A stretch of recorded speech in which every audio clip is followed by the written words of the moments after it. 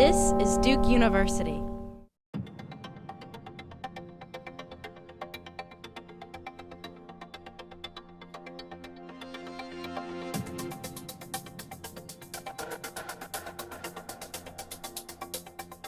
Each quarter, Duke University and CFO magazine conduct the Global Business Outlook, which is a survey of CFOs around the world.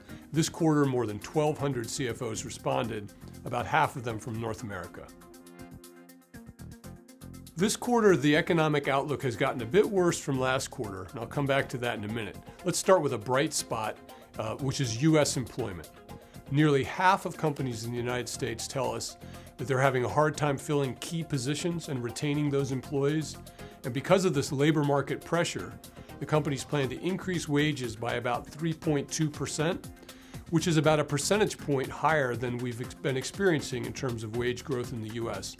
So this is very much a movement in the right direction. Now, what about overall employment in the US? Well, companies say they plan to hire about 1.3%, 1.4% more employees. That's right about how much the labor force grows in a given year.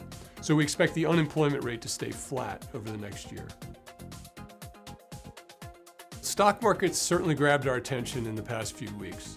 And we've seen market corrections of 10%, 30 to 40% corrections in some economies. Right now, even with those market corrections, 55% of US CFOs say they still think the market is overvalued, and a similar percent say the same in China. Now, the real question underlying this is, were the markets overvalued before, and now they've been corrected down to the correct value, or in fact, is there some underlying economic weakness that these stock market corrections reflect? Let's turn to the global business outlook. Right now in the United States, the outlook is reasonably solid. So a bit weaker than last quarter. We talked about the employment growth looks reasonably strong, but capital spending growth will only be about 2 to 3% in the United States, still positive, but weaker than last quarter. Interestingly, Mexico and Canada also look reasonably strong right now. So North America looks to be perhaps the strength in the world economy right now. In Europe, things have been weak, as we all know, but they continue to improve slowly. So Europe's on the way up, that offers a little incremental improvement. The real trouble lies in Asia.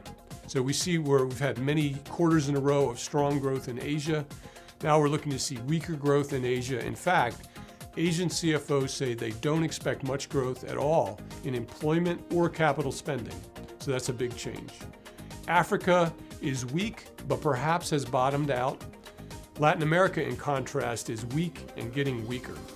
And so if you put it all together, we're seeing relative strength in North America, a little bit of strength in Europe perhaps, but it's really the emerging economies is where we need to be worried and hope that doesn't circle back in a negative way and pull the whole globe down.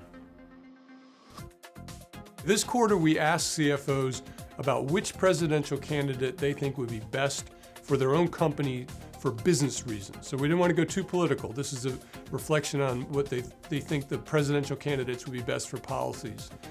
So US CFOs chose, perhaps not surprisingly, Donald Trump and Carly Fiorina, the two candidates with the most business experience, followed closely by Jeb Bush in third place.